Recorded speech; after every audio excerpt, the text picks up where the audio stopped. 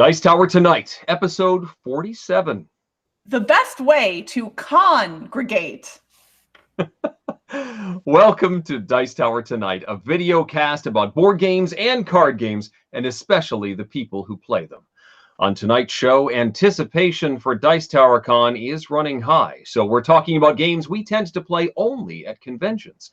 Plus, Crystal has a devious challenge for me and the chat. We discuss some recent games played, and we answer questions from the audience live.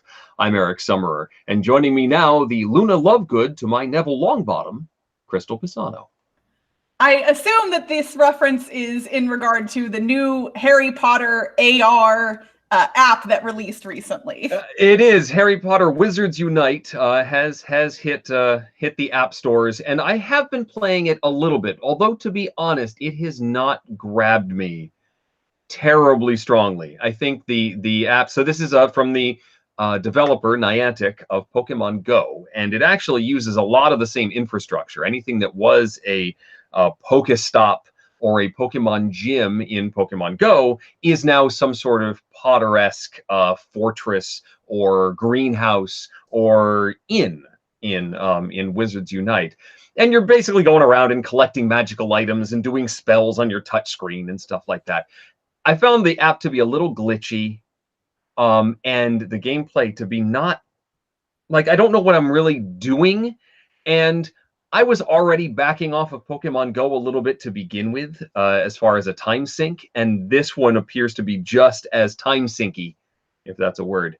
So I'm still fiddling around with it, but it means I'm not playing Pokemon Go because I'm spending that time playing Harry Potter, and tagging the occasional thing and collecting the the magical sticker in my sticker album on occasion. But I'm not jumping with both feet. How about you? I'm kind of the same way, and I had already I played Pokemon Go a lot when it launched and then cooled on it just for a while. And every now and then I'll pick it back up, especially like if I'm traveling, like airports or new locations, I'll sometimes open it up and see what's around. But you definitely can't play both of these games actively. Like it's too much.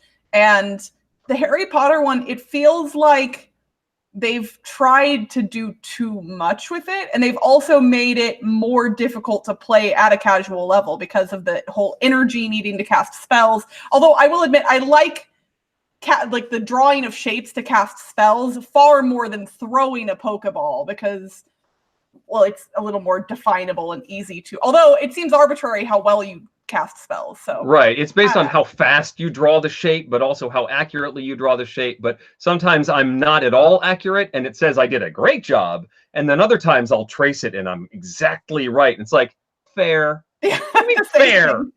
I know, I get very indignant when this happens. I'm like, no, I did a good job.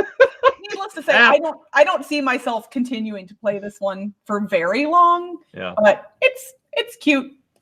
I do think we're going to see a lot of people playing this at Dice Tower Con.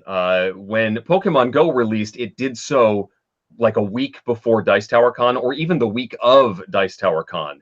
And people were everywhere fiddling with this and catching things in the parking lot. And so I'm expecting some activity when we head down to Orlando next week. I mean, that does make sense. And I really haven't tapped into any of the things that you can do with other people or as a group yet. So I'd be curious to check that stuff out, but who knows? Yeah. Well, this is a live video show, not about augmented reality apps, but about board games. Yeah, we had already one complaint in the chat that I saw go by. We'll get to it. If anyone who knows us know that you and I are going to talk about what we've been doing recently.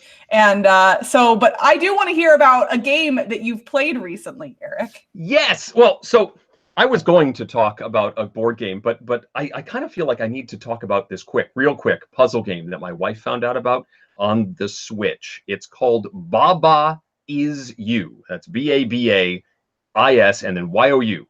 It's this real low budget, independently produced puzzle game. But the object is basically to move your character to whatever the goal is, which is usually a flag. But the rules for each level are on the screen. So it will say Baba, and then the word is you. And you can actually move another object like rock into that sentence. And so now it says rock is you, and now you're moving a rock around. Or you can change the goal of the game. Instead of flag is goal or flag is win, that's what it is. Flag is win, you can move something to rock is win. Or even there was this existential one where I had 2 different statements. Baba is you, and then down I had Baba is win. And when I made that sentence work, I instantly won. It was so you have to think of things in a weird way. And so I'm only like 8 levels in, but having a blast. The game I want to talk about, though, that I'm gonna look that one up. I love indie games on the Switch. It's pretty cool. So. This is the new one, Pandemic Rapid Response. Ooh. This is a Target exclusive in the Pandemic line. It is not from Matt Leacock, the primary designer of the Pandemic series. It's from Kane Klenko, who you may know if you've played Fuse, the real-time dice game. Also, Flatline is in that same series. This one follows that similar vein. This is a cooperative, real-time game. Games last about 20 minutes or so. It's still the Pandemic universe, so you're trying to save the world by flying around the world and delivering supplies to cities that need it. So let me get out the stuff here. You've got a big board that represents your plane, and it's rather long. So it's a long, skinny board. That is the boardroom, and there's where the deck goes. And you've got all these production spaces that produce different cubes, and then you've got a recycling area, and then you've got your cargo bay, where you're trying to prepare the crates that need to go somewhere. And then along the outside, you have all the cities that represent the world. And so at the beginning of the game, you're going to be presented with 2 of these cities, and I have to pull one of them. They have the similar roles. You can be the flight planner or the recycler or the supply specialist, the roles that you would expect for something like Pandemic. You've got a city. So Karachi. Karachi needs 3 green cubes and 1 blue cube. You have to produce those cubes in your plane, have them loaded in the cargo bay, fly your plane. There's a plane token that you have to fly around to that location and then airdrop the supplies onto that location. You do this by rolling dice. You've got a whole bunch of custom dice. Everybody has 6 of them in their player color, and they have different symbols on each side. Most of the symbols relate to those production spaces. So if I want those, remember those green cubes I have to find, I'm going to need to roll green results in order to do that. I also have to move around the plane. I have to fly the plane. I need to use the flight symbols like that to fly the plane around. Also, that's the same symbol to drop the supplies. And I'm doing this as a sand timer is working its way down. So you've got a sand timer, a 2-minute timer, and I take my turn, but the timer's still running. I get 3 rolls. I can allocate as many dice as I want and re-roll as many as I want 2 more times after my initial roll, just like Yahtzee. I can load those die results into the room I'm standing in, and some of the rooms require you to allocate only 1 die at a time. Sometimes it's 2 dice, 3 dice, and the more dice that get allocated in that room, the more powerful the action is, the more cubes you create when you activate that room. When you do activate the room, you take all the dice that you activated and you have to roll them. And there are some of these that have a circle around the action and some that do not. It's about a 50-50. In fact, it's exactly a 50-50 ratio. And any circles are going to cause your waste to go up. You've created waste in the process. And if your waste ever reaches 11, goes higher than 10, you lose. So one of your other actions is to allocate dice to bring that waste meter down a few notches. Every time the timer runs out, you lose one of your time tokens, and you only have 3 to start. You get more of them every time you deliver successfully to a city.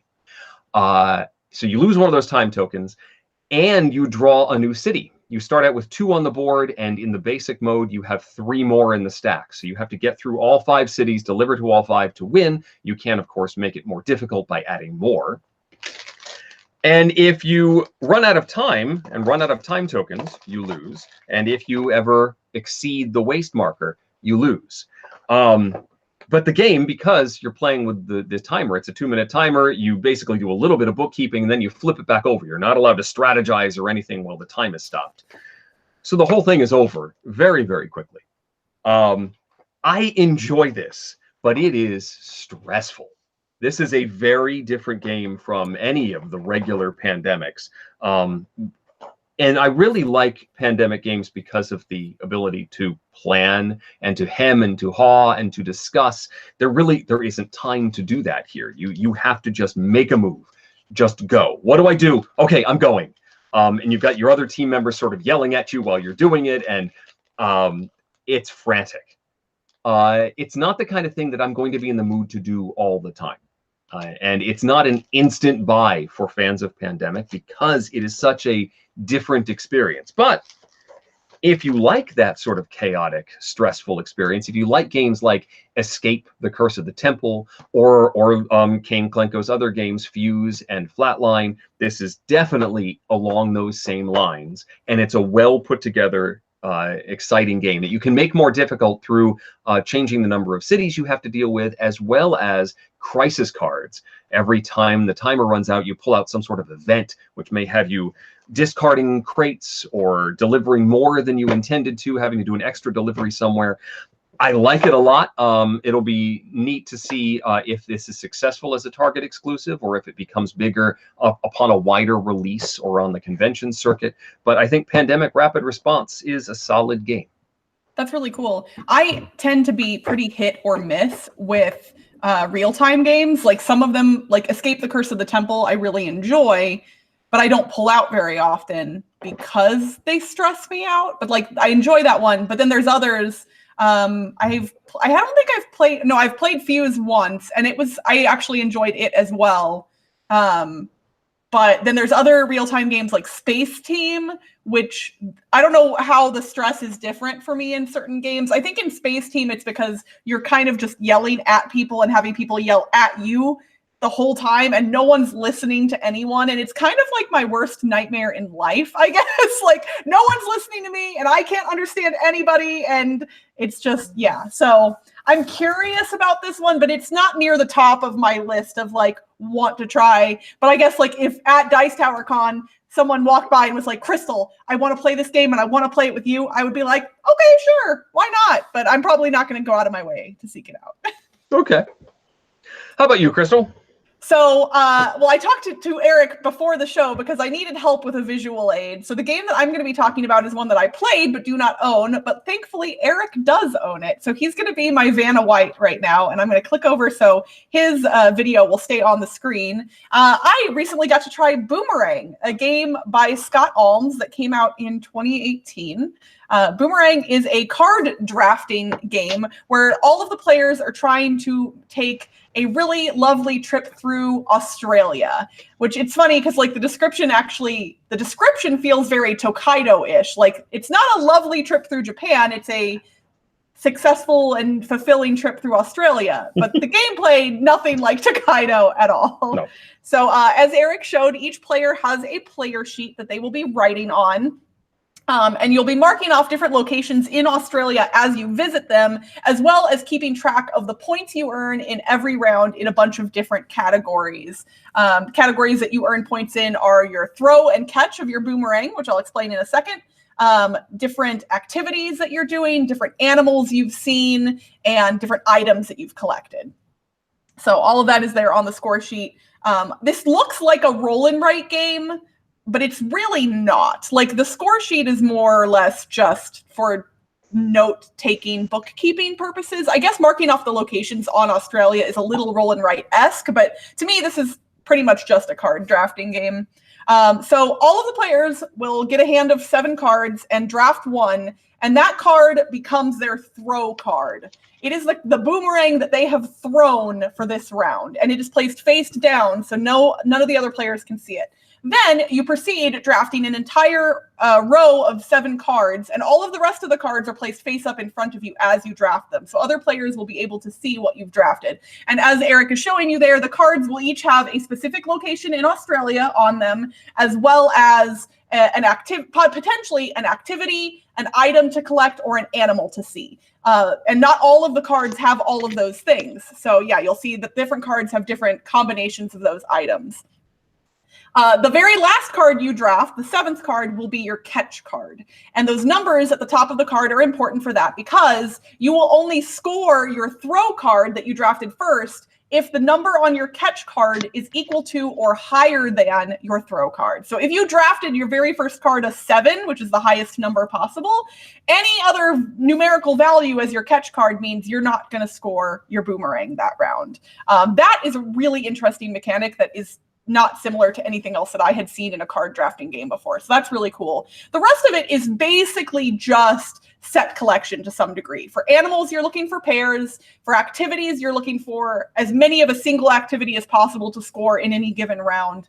And then for items, you're looking for the most of a specific type of item. So set collection in a whole bunch of different regards. You play through, I believe, 5 rounds, and then you score up each section for each round, add it all together, and whoever has the highest score wins. There's nothing, aside from that throw and catch mechanism, there's nothing here that's incredibly unique. But as card drafting games go, this one is nice because it feels like it's a nice step up from games like Sushi Go. Because I feel like that, as far as drafting games go, is kind of like entry level. And I think this is kind of a next step drafting game because it's not super complex, but it's also a little bit more interesting strategically. So yeah, I really liked Boomerang. I will probably be picking up a copy. I imagine it will fit in my quiver pretty easily. So basically anything that will fit in my quiver is like an easy buy because I'm just like, I can just slide it in there. It's great. Yeah, I mean, you have to fit this this stack of score sheets, although I guess you could just laminate 1 or 4 of them. Oh yeah, I'll be laminating a handful of them for sure, and yeah, if I get this game. Indeed. I enjoyed it as well. I think this is one that's going to stick around. The fact that it's such a tiny footprint is very helpful. We played this over the holidays, and I think certainly my brother enjoyed it, and I think one of my kids played it as well, and had a good time. So it wasn't a complex mechanically game to pick up, but it did have a lot of things to pay attention to. A lot of, one card is worth a lot to one person and not to another, but they might be worth a lot to 2 different people for totally different reasons, and that's kind of cool in a drafting game. Yeah, the locations in Australia, so each card has a unique location on it, and you're trying to visit as many of those as possible, but you get the same set of cards passed around every round. So once you've visited city A or location A, then if you visit A again, aside from the other things listed on the card, you don't score any additional points. So other players can look at what cities everyone else has visited and kind of try and gauge what cards might be drafted or not. Like, oh, I know that they're going for location N, so they can complete that area and score some bonus points. So if N is in my hand, maybe I should just take it, even if I don't need what's on it. There's definitely the possibility for hate drafting here. Yes. Oh, yes. Very cool. Well, so that's what we've been playing recently. Unless you have any more, do you have another game, or is that it for you? No, I think I'm good. It's time to move on. All right. Well, I don't know about you, but I'm very excited about Dice Tower Con, board games in general, kind of just life. Like, I'm excited most You're of the time. excited about life. I like it. Yes. So sure. Today's game is themed around the idea of excitement, or not, as it were. I am going to be challenging you and the chat, and I'm going to preface with this, with chat. Listen to me real quick, okay? We're going to have a heart-to-heart. This game will be very easy for you to cheat at, but I know that you don't want to cheat because that wouldn't be fair to Eric. If you guys just annihilate Eric in this game, that's not fun for him. You're going to make Eric cry. Don't make Eric cry. Don't cheat. I trust you. It's going to be fine, okay? I don't want the goal to be to make Eric cry. That doesn't sound like fun. We don't want to make Eric cry. That's a different game entirely. So what we are going to be doing today is hoping that the chat does not go on Board Game Geek, because we are going to be guessing what board game titles contain exclamation points. And I have to give credit to a friend of my podcast, Board Game Blitz, Darth Grader, who actually came up with the idea for this game and did a lot of the legwork on it. He sent it to me a while back, and I said, use this if you want. And today seemed like the appropriate time. So, okay, Darth Grader. So what I'm going to be doing is I'm going to be presenting you with 2 board game titles. I'm not going to write them out or have them visible because I believe that the visual might help with this game, and I would like people to not be able to see the names. Okay. I'm going to be giving you those titles, and you're going to tell me if game 1 has an exclamation point only, if game 2 has an exclamation point only, if neither contain an exclamation point, or if both contain an exclamation point. And the neither and both is where this gets interesting, because you might be sure about one, but how sure are you about the other? Oh, man. Okay, yes, okay. And I will be using the tried and true straw poll to have chat get their say. But what I'm going to do is, as I put straw polls in the chat, basically, as soon as I see responses start coming in from the chat, I'm going to give them about 4 to 5 seconds, and then I'm going to consider whatever answer is the majority at that point the winner, to help stave off, those 1 or 2 people who might want to cheat. And somebody's saying I'd cheat if I could watch Eric cry. That is not the attitude we want here. Yeah, Joe, we don't appreciate that. We don't. We want to have some fun here, and honestly, I think it's an interesting challenge. So I'm going to go ahead and drop a link in the chat as I say this. But so your first matchup, Eric, I'm going to give you 2 board game titles. You just tell me game 1, game 2, neither, or both for exclamation points. Okay. Got it. First 2 games are Battle Cry and Can't Stop. So Battle Cry is game 1. Can't Stop is game 2. I'm going to try and say these titles as deadpan as I can. I don't know how to do that. That's very difficult for you. I don't. I am reasonably certain that Can't Stop does not have an exclamation point, and I don't think Battle Cry does either. So I say this is neither. This is a trick question to start things off. Okay, I'm going to give the chat just a few more seconds to vote. We've already had a few votes come in. But yeah, we've got more coming in right now. It's still moving pretty fast. Okay, I'm going to cut it off right here. And somebody else, I said I was cutting it off, so I'm cutting it off. And the top 2 vote getters are both wrong for the chat, so it doesn't really matter. Okay. The chat was equally split between game 2 and game 1 for having an exclamation point. But for Battle Cry and Can't Stop, neither has an exclamation point. Woo! So Eric is getting a point there. So let's see. Okay. I'm going to keep track of the points this time. Eric 1, chat 0. All right. We're going to close that poll. And so what's funny is now neither is winning this is why we cut it off. All right. Closing that poll, getting the next one ready. All right. So your second matchup, said without emotion. Yes. Citadels. And Oh My Goods. So Citadels is game number 1. Oh My Goods is game number 2. Is it game 1, game 2, neither, or both? Well, I guess the issue is, are they read by me or not? Because that does change the answer. It does change the answer. It does. So I'm definitely going to go with game B. Oh My Goods has an exclamation point. Citadels does not. I won't lie. I knew you'd do it, and I didn't create these matchups. A friend of mine did, but I had to throw it in there. And I will go ahead and cut it off now. You and the chat are both getting a point. You are correct that Oh My Goods contains an exclamation point and Citadels does not. Awesome. So that is a total of 2 points for Eric and 1 point for the chat. Well done, everybody. Closing that one. I feel like I know things. This is good. You right? I'm sure the next one's going to be terrible. All right. Well, the next one is going to show how much I can butcher the German language.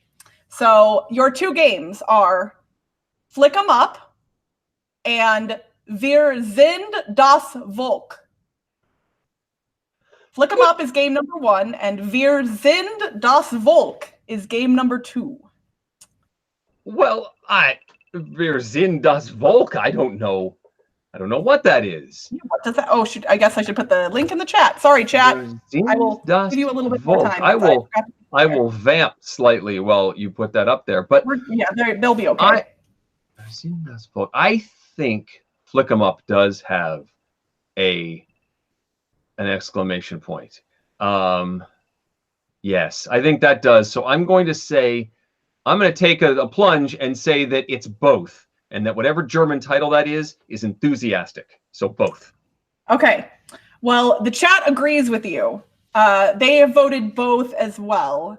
And I am sorry to say that you're both correct. It is both. Flick 'em up, exclamation point, and wir sind das Volk, also exclamation point. So that is one more point for both of you. But if we're going into German titles, this is going to be a much more difficult game, I'm sure.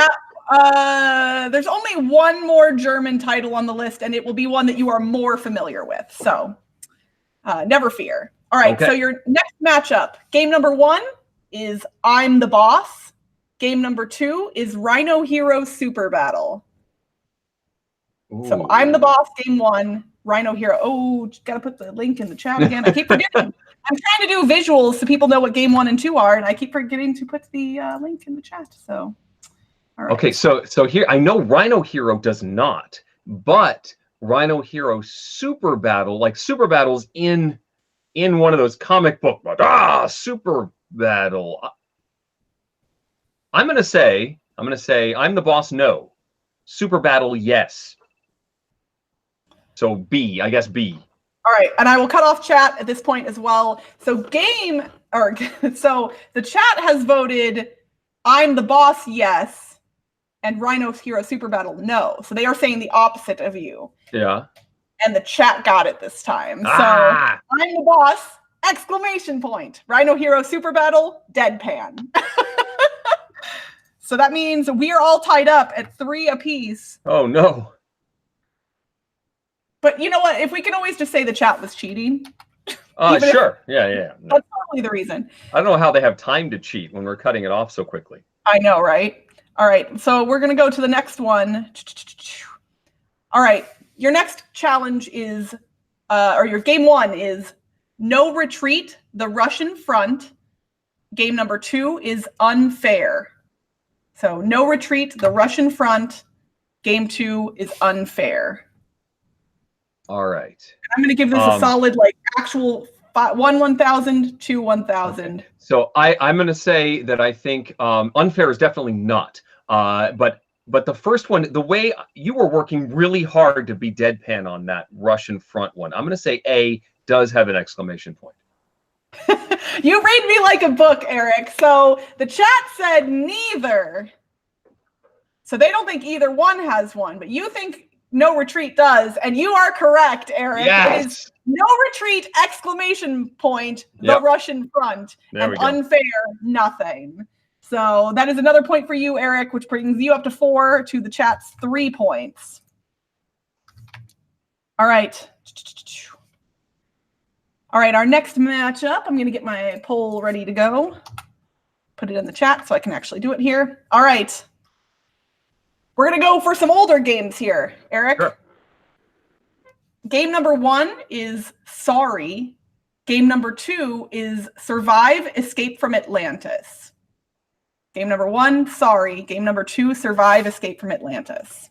Oh, boy. Sorry definitely does have one. Survive. I think Survive does too. I think this is a both. I say both. Both. Okay, well, the chat, give it a couple more seconds. Chat is tied. Okay, I'm cutting it off now because it's no longer a tie. So the chat says game 1. Chat says sorry. And Eric says both. And Eric is correct once again. Sorry. Woo! And Survive, Escape from Atlantis both have an exclamation point. Because it's Survive, Escape from Atlantis. Yeah, right. You have to yell it clearly. Yeah. So actually, fun fact, it is not. It is Survive, Escape from Atlantis, exclamation point. Right, but that doesn't matter because I still got it right. You still got it right. It's fine. Yeah, that's what I said. It's Survive, Escape from Atlantis. I think that, I know that like people hire you to do their Kickstarter videos, but I think Board Game Geek should also hire you. You know how like you go to like dictionary.com and you can have someone pronounce a word for you? I want to go to Board Game Geek. I want to go to Board Game Geek and have a button I can click and have you read the titles of board games to me. That would be fun. You know, what I've had to do this week is the Dice Tower Awards get announced at Dice Tower Con. and I do the voiceover for the nomination videos. So I've had to learn the names of lots of European designers and artists and publishers and some very tricky like Polish and Russian names. It's been fun. Hopefully that video is good. All right, so your next matchup, game number 1 is 6 Nimmt. Game number 2 is Discoveries. So game number 1, 6 Nimmt. Game number 2, Discoveries. Oh boy, six Nimmt. I'm trying to picture. That seems, I mean, 6 Nimmt means 6 takes, the sixth takes. That sounds like a command to me. I will say 6 Nimmt, yes. Discoveries, no. Just right. 6 Nimmt. All right, and it looks like the chat is agreeing with you that they think 6 Nimmt has an exclamation point and Discoveries does not. And you are both correct. So, yes, that is accurate. So 1 point for Eric and 1 point for the chat. So the chat is down by 2 right now. So I'm going to say for this last one, I'm going to make it worth 2 points. So the chat can tie you if they get it right and you get it wrong. Okay. But you're not losing no matter what. So you're not going to have to cry, Eric. Pressure's off. No tears. I like it. All right. So for our last one, your 2 games are Massive Darkness and Terror in Meeple City. So Massive Darkness, Terror in Meeple City. And I should actually put a link in the chat. I'm doing that now. That is tricky because I have Rampage, and I don't think that had an exclamation point, but Terror in Meeple City very well might, but I haven't spent a lot of time with that version of the game. I'm going to say Massive Darkness, no. But so you're saying Terror in Meeple City, yes. B, yes, A, no. Okay. Well, the chat is agreeing with you. So the chat cannot tie anymore. They think it is also Terror in Meeple City. And I am going to have to inform you that neither one of these games contains an exclamation point. Oh, well. So our scores will stay as is. That is, Eric has 6 points and the chat has 4. So very well played, chat. But Eric has bested you this time. The stress has gone down. Good. I have a lot of other examples of games with exclamation points, some of which are very shocking. But yeah, it's weird, the games that have exclamation points, like No Thanks, for instance. That's true. No thanks! Did Geschenkt, the original German title, have? I think that had an exclamation point too. I think so. That sounds right. Yeah. All right. Well, thank you, chat, for playing along with our exciting game this evening. Indeed. So moving on to our topic of the night, we were discussing what we wanted to talk about, and we're both very excited about Dice Tower Con next week. And one of the things that makes conventions so much fun is getting to play some games that you only really get to play at conventions for whatever reason. This is the time to get to play some of these games. So before we get to anything specific, what makes a convention-only game a convention-only game for you? I think for me, it's generally games that are difficult to purchase, so I can't really acquire them on my own. So that could be big versions of games or really old games that are out of print and might be in a game library at a con, but I can't get for myself. And also for me, event style games, which for me personally are things that they may take longer to play, and therefore it's harder for me to get them played in my regular game group, because I tend to play games for the most part on a weeknight evening. And so long games, especially ones that are more than like 2 hours, I very rarely get to play on a regular basis. Yeah, length is certainly one factor here. Scale is often a factor as well. Number of players, a lot of people I've never played Mega Civilization, but this is the 18-player version of Advanced Civilization that many people can only get a chance to play in a convention setting. We did Crystal, were you in on a mega game a couple years ago? I think Ambi may have done it. Yes, Were I you in was on that? my team won that mega Okay. game.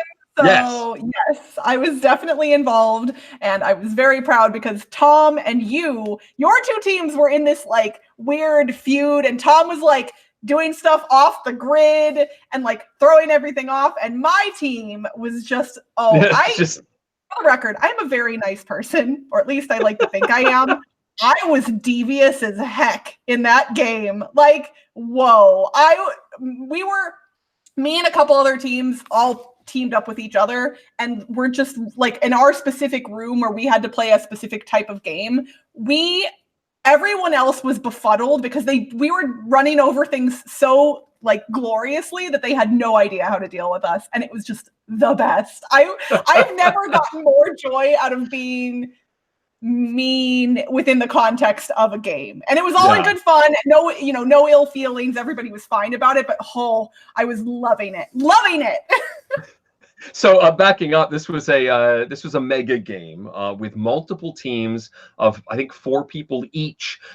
Each player on the team had a role. There was a huge map with characters running around. There was negotiation going on in another room. There was a government that was doing stuff, passing laws, and it was just all of these interlocking mechanisms and phases and stuff that you could never pull off in a standard game group. You needed not only the number of people playing, it had to have been 24 to maybe even 30 people playing this game at the same time, with multiple judges and people running the mini games and all that stuff, making it all work. You just never could pull that off in a standard game situation. So mega games for sure. I find that Merchant of Venus for me tends to be a convention game. I don't really play it at home very much because it's the one that I like to play, at a convention. I try and get it played at least once at any convention that I have playtime in. But that's kind of where I get my plays in of Merchant these days. It's funny. I've actually walked by you playing Merchant of Venus at multiple conventions and kind of just like peeked around and peeked over because I've still never played it. And I know. And it's one of those things where you're my friend and I want to be able to play games with you, but I also recognize that, we as Dice Tower personalities should be trying to play with as many people as possible. So I often try not to get into a longer game like that with somebody like you, unless the conditions are just right, basically. Right. Yeah, it is tough because, we don't get to see each other and play games with each other very often, for sure. But at the same time, yes, we're trying to spread out as much as we can. I've been trying to look up the name of the mega game that we played in because I can't remember it offhand and I can't find it. I want to say it was called Watch the Skies, but I'm not sure that's right. That's not it. No, that's the most well-known one, and it's not the one that we played in. It was something else. Well, large versions of games are also something that you may only get to play the supersized version of at a convention. My kids were enamored when we went to Origins a few years ago with Giant King of Tokyo, with standees that were like as tall as me sitting down, and big dice, and it was the same game. It just you all were rolling these gigantic dice and cheering for each other, and then you had the big monster move into Tokyo, and there were prizes and stuff, but still, just getting to move the giant pieces was really cool. So I did find the name of the game, and it was called Future Tense. So that's right. And I know that the people who created that one said that it was kind of still in its infancy, like they hadn't run it a whole bunch of times at that point, and this was in July of 2017. So it is entirely possible that Future Tense doesn't exist anymore or exists in a different form. But in the form we played it in, I really enjoyed it, and I would definitely play it again. But yeah, mega games for me, definitely just convention. And then giant games, like you mentioned, there's something, it changes the experience in a way that's kind of hard to describe, like when you play the same game on a larger scale. And I think that applies to most of them. Like if I played regular Jenga, I mean, it's Jenga, it's fine, but giant Jenga, there's a whole new ball game. Yes, there's an element of danger for one thing. Tournaments, are also things that, you may not play a game competitively. I mean, yes, you're competing if you're playing against other players, but you're not quite as serious if you're not doing it in a larger bracket. And a lot of people love doing tournaments in a convention setting. Of course, the World Board Gaming Championships are sort of based around that structure, and getting to play for trophies and play multiple times with the same game and working your way up to a championship table, that sort of thing. That's certainly something you wouldn't normally get to do. And even if you don't necessarily enjoy participating in tournaments, some of them are kind of turned into spectator sports. Like Tom runs the Pitch Car World Championships at Dice Tower Con, and even if you don't want to play Pitch Car, watching that is great. And then similarly at BGG Con, they do the one that you all told me to go watch, and I missed the Battling Tops. Oh yeah. So yeah, even if you're not playing, sometimes those tournaments can be very, very fun just to spectate. Yeah, there's a spectacle around the whole thing. A lot of conventions these days are having escape rooms. In fact, Dice Tower Con will have an escape room. BGG Con has had, I haven't been there in a couple of years, but they've had a puzzle hunt, which is sort of like a real-time puzzle-solving race with teams. And when I did that for a couple of years and really enjoyed that, there's lots of opportunities when you get a bunch of people together to do things that you wouldn't normally get to do, which is great. For sure. I love those big event type games, but for me, occasionally I will kind of shy away from participating in some of them, depending on how familiar I am with the people who are participating. Even though I am an extrovert and I am very social and I do enjoy meeting new people, depending on the type of situation, it can be a little bit intimidating to go into a group of, say, 30 people and play Two Rooms and a Boom. It's a social game. You're going to be talking to people. And so I can only imagine for somebody who's significantly more introverted than I am, how difficult some of those games might be to hop into. So I wonder if there are ways for conventions to make those types of experiences a little bit more approachable, because I do think that there are people who would enjoy them who might not be seeking those types of experiences out, whether that's, Two Rooms and a Boom or Werewolf or something like that. Right. Because the barrier to entry, a lot of that sort of falls on the moderator as well. If it's a werewolf game, maybe the moderator can sort of spur some discussion, see who the quiet people are. But I haven't played Two Rooms, so I can't say much about the dynamics of that one. It does help to have the structure of a game to get you discussing and talking to people, though. And instead of just having to small talk or approach somebody out of the blue at a table, if you are in one of the two rooms where the boom could be, you're sort of forced to have that discussion and interact with the other players. And Two Rooms is nice in that you are allowed to share information with other players, but there might be reasons why you wouldn't want to, baked into the mechanics of the game. So there are certain roles that aren't allowed to share information, but the fact that you are that role is a secret. So even if you don't have that role, you can pretend like you do. You can be like, oh, well, I can't share my card with you, and people won't know necessarily if that's because you just don't want to or you can't. I have found, for me personally, Two Rooms and a Boom is at its most fun when the person setting up the deck with all the different roles knows the game really, really well, way better than I do. And especially putting in more of the gray roles, because there's usually the red team and the blue team, and then there's gray cards that have different separate goals. And I like just a smattering of red and blue with a whole bunch of gray is wonderful. Because then you've got Romeo trying to be with Juliet in the room with the bomb so they can die together. And also you've got the president and his wife and all this other stuff. And it turns into nonsense, but it can be quite fun. My only reservation with playing like the really big epic games, Twilight Imperium, 3rd or 4th edition, is a game that I have wanted to play, but I've resisted simply because it tends to be such a big time investment. And I feel like if I'm spending that much time at the table, that's a bunch of time that I could be doing 3 or 4 other games. And so I've resisted. And one of these days I need to do it. And the convention is probably the best time to play a game like that. But I have resisted. Same for Democker.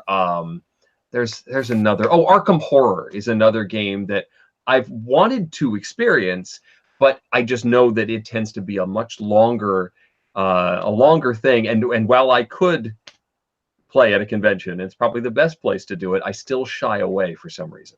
I have the exact same reservations about specific types of games, and Arkham Horror is on my list of those as well. I've played Eldritch Horror once and liked it. And the new edition of Arkham Horror has gotten some positive buzz, so I'm curious about it. But yeah, I haven't dug into it. As far as TI, so I've only played TI 4. I never played TI 3, and I've played TI 4 3 times now total. I'm probably never playing it again, which is a weird thing to say. It's not that I dislike it, but it doesn't feel exciting enough for the length of time that it takes to play it. And it's not a bad game at all. And I've heard that 4 streamlines things from 3 significantly. People talk about TI taking 12 hours or 10 hours to play. With the 4th edition, that's not the case. Or it hasn't been in the times I've played it. It's like a 6-hour thing, which is still a significant chunk of time. But everybody who's like, oh, it's literally all day. I'm like, it's a large chunk of your day, but it's not all day. And it's still just, I don't know. It didn't strike me the way I wanted it to. It's not that I would be against playing it, but considering how much time it takes, I'm probably done with TI. Of course, then I'll play Star Trek Ascendancy, which takes a similar amount of time and is a similar style of game. So really, my logic all flies out the window. Yeah, I feel the same thing. Like people have walked by me playing Merchant, when that game can go a little long, especially with newer players. And sort of look at me like, so you're shying away from TI4 and you're playing this all morning? Sure. I think, and that is something to be considered, is, you're going to gravitate toward some longer games, but there has to be some implicit worth or value in the game that you're playing to make it worth. It can't just be the fact that, oh, this game is long and I'm at least a tiny bit interested, therefore I'm going to play it at a convention. I think you need to really have a strong interest or a deep love of a longer game to make it really worth playing at a convention. Or, sometimes people do those things as like once a year type events, like with a specific group of friends. And I think there's value in that too. Indeed. Really, this all boils down to I'm excited to head to Orlando in just a few days. I am excited. I am stressed because all the things I need to do before I leave. And and I haven't even signed up on the schedule that Tom sent out to everyone yet. I'm that person. That's going to get you in trouble. I know that. So Tom's trying to get us to hang out primarily in the Hot Games area. It's also running camera for the various live events and just being support staff for all the different things over the course of the week. And there's a lot of roles to fill for sure. Yeah, and I'm obviously, even in past years when I wasn't formally part of the Dice Towers team, I tend to try and make myself available and ready to help with just about anything, at any time, if I am. Because I'm going to attend things like the Jack Bassel Memorial Fund auction. So even if I'm not signed up to help, I'm there. And if someone needs a hand, I'm going to pitch in because that kind of stuff is important to me. Yes, and that's always a great time. The Jack Bassel auction is always a really, it's just amazing the generosity that goes on. Plus, we have a lot of fun putting out all these items, and Tom always gives me these giant stacks of games to read in one breath, and he tries to make me pass out. That's always fun. I paid more money for a large amount of rainbow unicorn poop little thingies last year than I care to admit. And they're still in their packaging. Are they? Oh no. I don't know what to do with them. I was not bidding on them because I wanted little figurines of rainbow unicorn poop. I was doing it because it was for a good cause, but now I mildly regret not just handing them the money. The thing is, what's funny about this is this item got bid on multiple times, and everybody would bid on it, win it, and then give it back. And they said when they auctioned it off this last time, you cannot give it back. You have to take it home with you. So I took it home. I found room in my luggage for all these plastic packages, and they are still sitting in a box in my house. And I should probably just take them to Goodwill and say, here, let some child be happy. Or you need to have a unicorn party and give it as favors.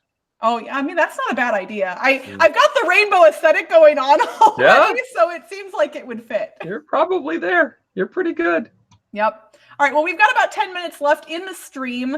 So Eric and I are happy to answer questions from you all. So feel free to drop any questions you have for us in the chat. Also, as a note, my monthly Q&A that I do by myself is this Sunday. So I guess save some questions for that too, if you have anything that you think would be worth.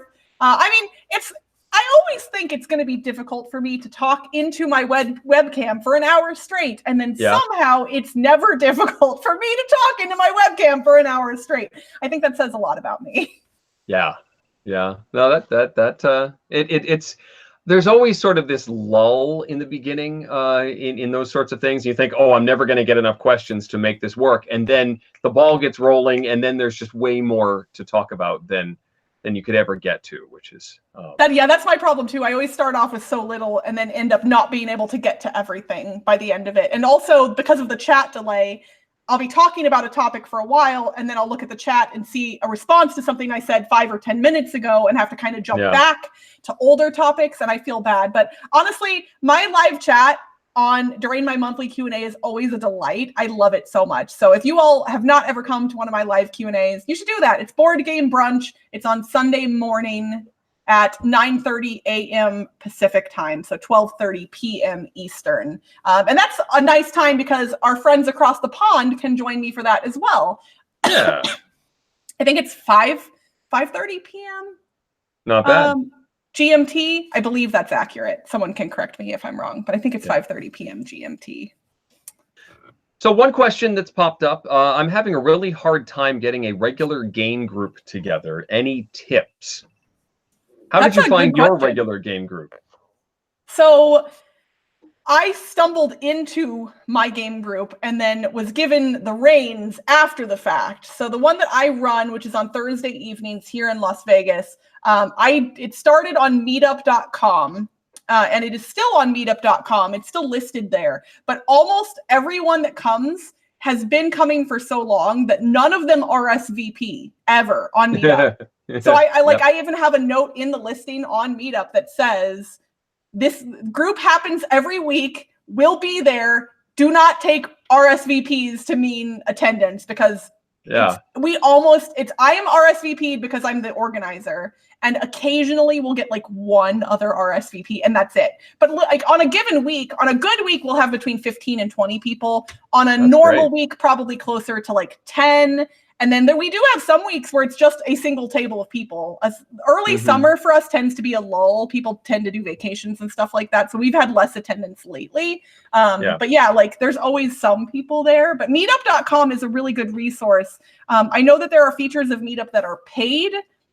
I luckily am part of a larger group on Meetup that I think if there are paid features being used, I'm not the one paying for them. So I got lucky in that regard, that the Las Vegas Board Games group has a bunch of like branches, and I'm just one of those many. Okay. Yeah. I mean, I haven't used Meetup a whole lot, and I don't have a ton of experience with public groups. My regular game group is at someone's house, and we found him through Board Game Geeks. They had a location services sort of widget that, you know, if you had your zip code in the system, you could search for other gamers in your area. I don't know if that's still something that Board Game Geek does, but the leader of this group found my wife on Board Game Geek and said, hey, you know, I meet every week and we do this group, and if you'd like, you know, come on over. And my wife was like, can I bring my husband too? Because you know, just going to some guy's house didn't seem like a good idea at the time. And someone in the chat is saying, yes, they still have that feature on Board Game Geek. So that's how we found our group. I found like spin-offs of the local convention, ConCon. A few of those people have done little mini meetups and that sort of thing. But as far as finding a group in the first place, you have to get that critical mass to begin with. Board Game Geek is helpful for that. You have to go to a place where board gamers are to begin with, and then begin that discussion. It used to be that you'd put up a post-it on the bulletin board at the friendly local game store. If you do have an FLGS, that's worth thinking about. But yeah, it's a lot harder if you don't have a local store that you can go to. Yeah, I think really the internet is going to be the best place to go. And if you aren't, if Board Game Geek won't work, or if you're not as comfortable with meetup.com, honestly, Facebook is a good resource as well. And like looking into Facebook groups that are board game adjacent. So I would first look and see if there are board game groups in your city specifically that already exist, and seeing if people are already getting together and playing games. If that's not the case, maybe looking into hobbyist groups or singles meetups if you're single, that kind of thing. Looking into those types of groups, and then making getting to know people, getting familiar with the group, and then making a nice post that says, hey, I was thinking about getting together a board game night. Is anyone interested? And just trying to gauge interest that way. Yeah, and you could always, the danger there is that you get a group together that is really into very light gateway or even party games, and then you have trouble sort of steering them toward heavier things. But that could be a route. If you get enough of a critical mass that likes the light stuff, you might find a handful of people who want to play more involved, heavier games. And really, yeah, like I think for the heavier stuff, like you could make a post, like find your area on Board Game Geek and just make a post if there's a specific game that you want to play, saying, hey, I want to play X, who's available. The people that I run Dice Tower West with here in Las Vegas, Tim and David, they met basically doing exactly that. I think Twilight Struggle was the game that they wanted to play, but one of them was like, hey, I live in Vegas and I want to play Twilight Struggle. And the other one said, hey, me too. And that is how technically the origin story of what was MeepleCon, what is now Dice Tower West, began. So very cool. Yeah. Let's see in the chat here. What is the best game with an exclamation mark in the title? That's a really good question. I'm going to cheat and look at my list that I have. Ah, yes. I saw Clank go by in the chat, and I agree. That's one of the highlights with an exclamation point. At least one, if not all, of the Unlock games have an exclamation point in their title. So that's I do like escape room games. So that's a good one. Let's see. I don't know what this game is, but I say Holmes sounds like... Okay, no, no, it's not. At least I think I've played. There is a newer edition of it with newer rules, but I found it to be very Uno-like. It's from Victory Point Games, and the original version was like small, like basically card stock, and it was Uno-like, but you were going from location to location. It was not that great. But maybe the newer edition is better. I mean, I just like the name. So yes, yeah, I say Holmes. Is great. Six Imp is great. No Thanks is great. Flick 'em Up is fun. And honestly, I had forgotten that Flick 'em Up had an exclamation point in it. So yes, that one was fun for me. Every time I think of Flick 'em Up, I think of the unfortunate printing of a sign at Dice Tower Con, because they had signs for like the hot games, and Flick 'em Up was one of them. And they had like block lettering for FLICK. No. And it, from a distance, did not look like the word flick. And yeah, that was unfortunate. Yeah, kerning is a very important thing. And for those of you who aren't, who don't work in an industry where kerning is a thing, that is the space between letters. Kern those letters out. Kern them out. Just space them out, because otherwise you end up with unfortunate things. Yes. Yeah, you don't want that. Oh my gosh. Did the original Witch's Brew have an exclamation mark? I don't know. I don't remember. Yeah, SEAL Team Flicks had the same issue. Yeah. You got to be careful with those. Yeah.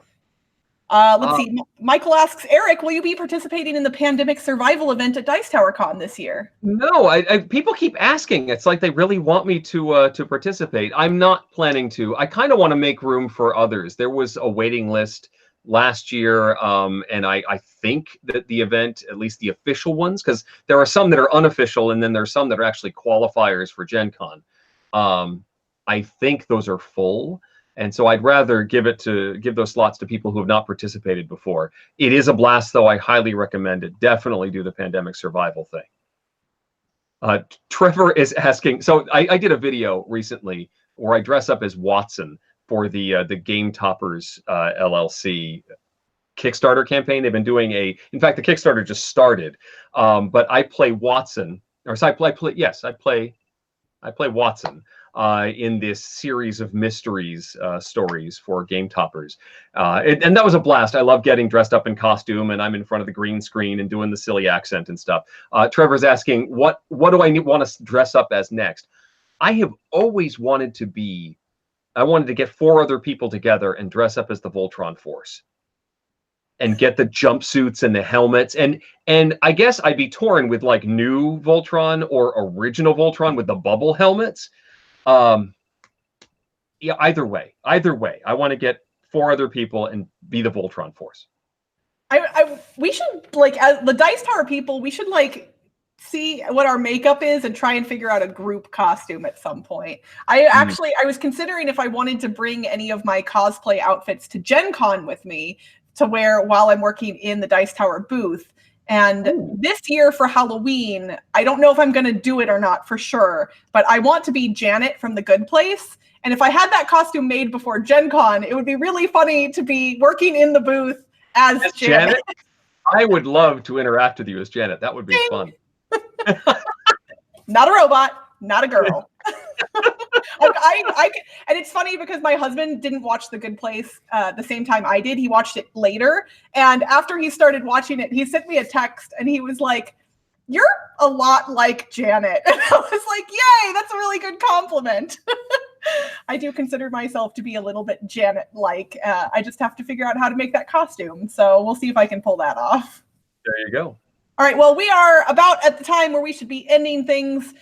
So thank you, everyone, for joining us this evening. As always, we would greatly appreciate it if right below the video, if you could click that thumbs up button, help out those algorithms, and also, stick it to the haters who click the thumbs down button because whatever.